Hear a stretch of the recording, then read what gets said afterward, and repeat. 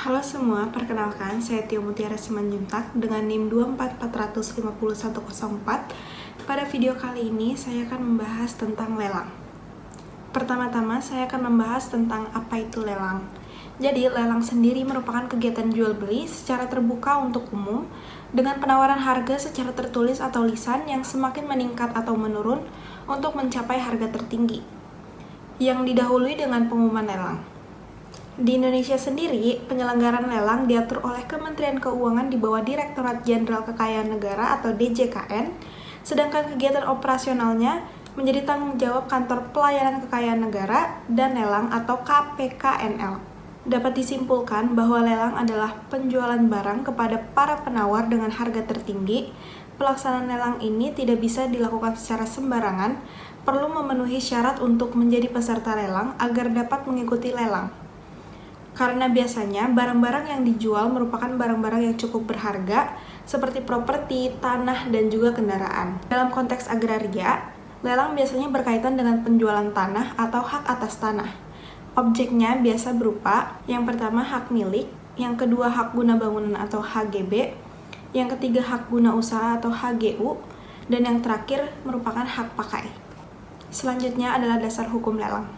Dasar utama hukum lelang di Indonesia adalah Venue Reglement Staatsblad tahun 1908 nomor 189. Ini merupakan peraturan lelang dari Belanda sekaligus aturan pertama yang mengatur mekanisme lelang sejak pertama kali diresmikan di Indonesia. Lelang juga diatur dalam KUH Perdata, KUH Acara Perdata, Kitab Undang-Undang Hukum Pidana, dan lain-lain. Selanjutnya adalah tujuan lelang. Tujuan utama lelang adalah agar proses jual beli jadi lebih efisien, terutama untuk menjual barang berharga seperti rumah, mobil, atau benda bernilai lainnya. Lewat lelang, harga barang bisa ditentukan langsung oleh para peserta yang menawar. Dengan begitu, harga akhir yang didapat biasanya mencerminkan nilai sebenarnya dari barang tersebut, adil dan sesuai dengan kondisi pasar. Selanjutnya adalah jenis-jenis lelang. Yang pertama itu berdasarkan medium. Lelang berdasarkan medium berarti jenis lelang yang dibedakan menurut cara atau sarana yang digunakan untuk melaksanakannya. Dalam praktiknya, lelang bisa dilakukan melalui berbagai media atau platform, tergantung pada kebutuhan dan tujuan penyelenggaraannya. Contoh lelang berdasarkan medium dibagi menjadi dua. Yang pertama itu lelang konvensional dan yang kedua itu lelang online. Lelang konvensional merupakan bentuk lelang yang paling umum, di mana prosesnya dilakukan secara langsung dengan pejabat lelang yang bertugas mengatur dan mengawasi jalannya lelang. Selanjutnya, lelang online. Seiring kemajuan teknologi, kini lelang juga bisa dilakukan secara daring melalui sistem lelang online atau e-auction. Prosesnya berlangsung di situs khusus, dan para peserta dapat ikut serta tanpa harus hadir langsung, cukup melalui internet. Jenis lelang yang kedua adalah berdasarkan penawaran. Lelang ini dilakukan dengan cara mendapatkan harga dan menerima penawaran dari berbagai calon pembeli. Dalam pelaksanaannya, pihak penyelenggara akan mengumumkan aset yang dijual beserta syarat-syaratnya. Kemudian, memberikan waktu tertentu agar peserta lelang bisa mengajukan tawaran harga yang mereka siapkan. Jenis-jenis lelang berdasarkan penawaran juga dibagi menjadi dua, yaitu lelang harga naik dan juga lelang harga turun. Yang pertama adalah lelang harga naik. Jenis lelang ini merupakan yang paling umum digunakan. Prosesnya dimulai ketika juru lelang menetapkan harga awal, lalu para peserta memberikan tawaran dengan harga yang terus meningkat. Lelang berakhir ketika hanya tersisa satu peserta dengan tawaran tertinggi. Yang kedua adalah lelang harga turun. Lelang harga turun dilakukan ketika lelang sebelumnya tidak berhasil mendapatkan pembeli. Dalam hal ini, penyelenggara akan membuka kembali lelang dengan harga penawaran yang dianggap wajar. Jika tetap tidak ada penawaran, maka harga akan diturunkan secara bertahap dan selama proses ini berlangsung, harga tidak dapat dinaikkan kembali. Jenis lelang yang ketiga adalah berdasarkan hukum.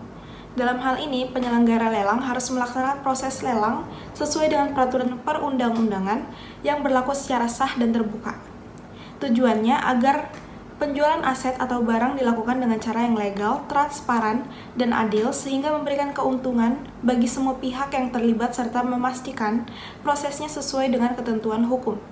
Lelang berdasarkan hukum dibagi menjadi 3. Yang pertama adalah lelang eksekusi, yang kedua lelang non-eksekusi wajib, dan yang ketiga lelang non-eksekusi sukarela.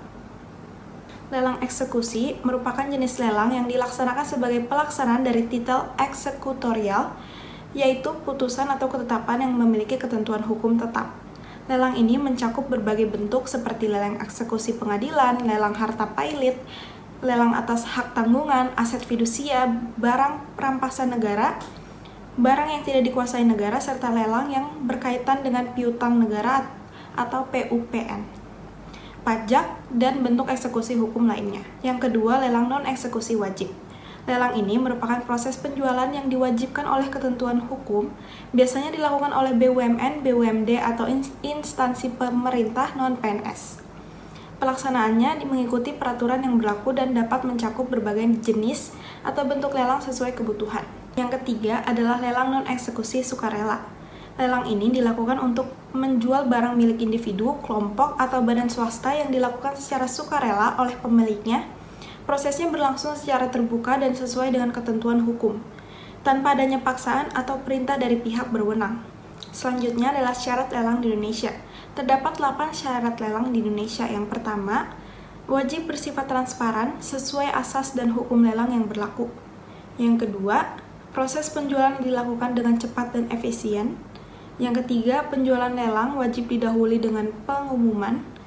Yang keempat, lelang harus dilakukan dengan tunai dalam jangka waktu yang sudah ditentukan. Yang kelima, peserta lelang wajib menyetorkan uang jaminan terlebih dahulu sebelum mengikuti proses pelelangan. Pembayaran dapat dilakukan 3 hari kerja setelah lelang.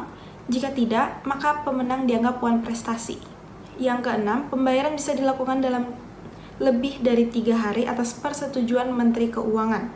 Yang ketujuh, dalam lelang, perlu ada pejabat lelang untuk melaksanakan dan mencatat jalannya pelelangan dan menuangkan dalam risalah lelang sebagai akta yang otentik. Yang kedelapan atau yang terakhir, lelang memiliki asas transparansi, asas efisiensi, akuntabilitas, kompetensi, dan kepastian serta kesepakatan. Selanjutnya adalah prosedur lelang tanah. Yang pertama, permohonan lelang. Pihak yang ingin melelang tanah, yaitu pemilik, kreditur, atau pemerintah, mengajukan permohonan ke KPKNL. Yang kedua, penilaian dan pengumuman. Nilai tanah ditaksir terlebih dahulu oleh penilai independen. Kemudian lelang diumumkan secara terbuka minimal 7 hari sebelum pelaksanaan. Yang ketiga adalah pelaksanaan lelang.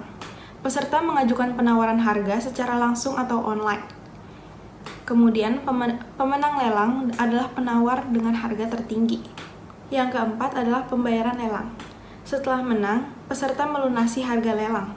Kemudian pejabat lelang menerbitkan risalah lelang yang menjadi akta otentik dan bukti sah jual beli.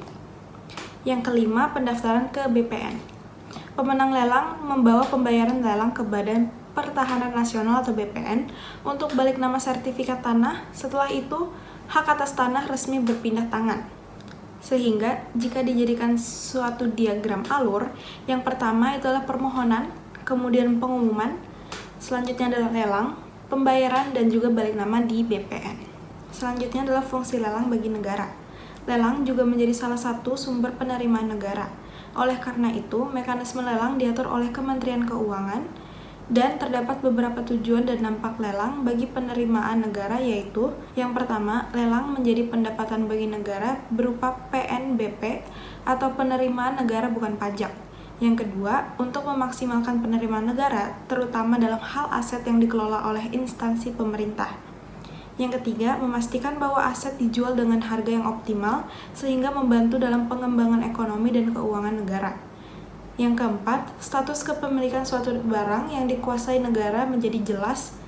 Dan yang kelima, menciptakan standar atau barometer dalam sektor perekonomian tertentu dari harga hasil lelang. Selanjutnya adalah contoh kasus lelang.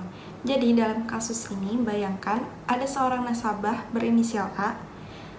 A sendiri memiliki sebidang tanah dengan sertifikat hak milik yang dijaminkan ke bank sebagai jaminan kredit. Namun, setelah beberapa waktu, A tidak mampu melunasi cicilan pinjamannya. Karena wan prestasi ini, bank sebagai pemegang hak tanggungan berhak mengeksekusi jaminan tersebut melalui mekanisme lelang eksekusi. Langkah ini diatur dalam Undang-Undang Nomor 4 Tahun 1996 tentang Hak Tanggungan serta Peraturan Menteri Keuangan Nomor 213-PMK-06-2020 tentang petunjuk pelaksanaan lelang. Selanjutnya adalah proses pelaksanaan lelang. Tahapan lelang berjalan secara resmi melalui Kantor Pelayanan Kekayaan Negara dan Lelang atau KPKNL. Pertama, bank mengajukan permohonan lelang ke KPKNL dengan melampirkan dokumen pendukung seperti sertifikat tanah, surat kuasa menjual, dan bukti wan prestasi debitur. Kedua, KPKNL melakukan pengumuman lelang secara terbuka, baik melalui media massa maupun situs resmi lelang.go.id. Ini dilakukan agar masyarakat luas tahu dan bisa ikut menawar. Ketiga, lelang dilaksanakan secara online. Para peserta mengajukan penawaran harga dan sistem otomatis menentukan pemenang dengan penawaran tertinggi. Dalam kasus ini, seorang peserta bernama B menawar tanah A dengan harga 850 juta dan ia keluar sebagai pemenang. Setelah itu, B diwajibkan melunasi harga lelang dalam waktu yang ditentukan. Kemudian, KPKNL menerbitkan risalah lelang, sebuah akta otentik yang menjadi bukti sah peralihan hak. Selanjutnya adalah balik nama hak tanah. Dengan membawa risalah lelang, B kemudian mengajukan permohonan ke Badan Pertahanan Nasional atau BPN untuk balik nama sertifikat tanah. BPN memeriksa dokumen, mencatat peralihan hak, dan menerbitkan sertifikat baru atas nama B. Sejak saat itu, tanah tersebut secara hukum telah berpindah kepemilikan dan B menjadi pemegang hak yang sah. Langkah ini sesuai dengan pasal 37 ayat 1 PP nomor 24 tahun 1997 tentang pendaftaran tanah yang menyebutkan bahwa setiap peralihan hak atas tanah harus dibuktikan dengan akta otentik dan didaftarkan. Selanjutnya adalah analisis hukum dan makna dari kasus tersebut. Dari kasus ini, bisa dilihat bahwa lelang merupakan cara sah dan transparan untuk melaksanakan eksekusi hak atas tanah. Prosesnya harus melalui lembaga resmi negara yaitu KPKNL. Risalah lelang memiliki kekuatan hukum yang sama dengan akta jual beli tanah dan menjadi dasar untuk pendaftaran di BPN. Lelang seperti ini tidak hanya memberikan kepastian hukum bagi pembeli, tapi juga melindungi hak kreditur dan debitur sesuai peraturan-peraturan yang berlaku. Sehingga dapat disimpulkan bahwa lelang tanah bukan hanya sekedar transaksi jual beli biasa, melainkan mekanisme hukum yang memastikan setiap peralihan hak atas tanah terjadi secara sah, adil, dan juga transparan. Dari pemaparan materi tersebut dapat disimpulkan bahwa dalam hukum agraria, lelang biasanya berkaitan dengan penjualan tanah atau hak atas tanah. Objeknya bisa berupa hak milik, hak guna bangunan atau HGB, hak guna usaha atau HGU, dan juga hak pakai. Dan juga dasar hukum lelang di Indonesia itu ada Vendor Reglement Statsblad, dan juga ada KUH Perdata, KUH Acara Perdata, dan KUHP, dan juga yang lain-lain. Dan jenis-jenis lelang itu ada 3, berdasarkan medium, berdasarkan penawaran, dan berdasarkan hukum. Sedangkan prosedur lelang tanah itu terdapat beberapa alur seperti permohonan, pengumuman, lelang, pembayaran, dan juga balik nama di BPN. Pelaksanaan lelang juga memiliki beberapa manfaat hukum penting, yaitu yang pertama menjamin kepastian hukum bagi pembeli tanah hasil lelang, yang kedua melindungi hak kreditur untuk mendapatkan pelunasan utang, yang ketiga menjaga tertib administrasi pertanahan karena hasil lelang wajib didaftarkan, dan yang terakhir mencegah sengketa tanah karena prosesnya terbuka dan memiliki dasar hukum yang jelas. Contoh simpelnya yaitu ketika seseorang gagal membayar kredit, bank bisa melelang tanah jaminan melalui KPKNL. Setelah dilelang dan risalah diterbitkan, pemenang lelang dapat langsung mendaftarkan tanah tersebut ke BPN dan menjadi pemilik yang sah. Jadi, dalam hukum agraria ini, lelang bukan hanya sarana jual beli, tetapi juga alat negara untuk mewujudkan keadilan dan kepastian hukum dalam peralihan hak atas tanah. Dengan mekanisme yang transparan dan aturan yang jelas, lelang memastikan bahwa setiap tanah yang berpindah tangan terlindungi secara hukum dan diakui oleh negara. Sekian pemaparan saya mengenai lelang. Terima kasih.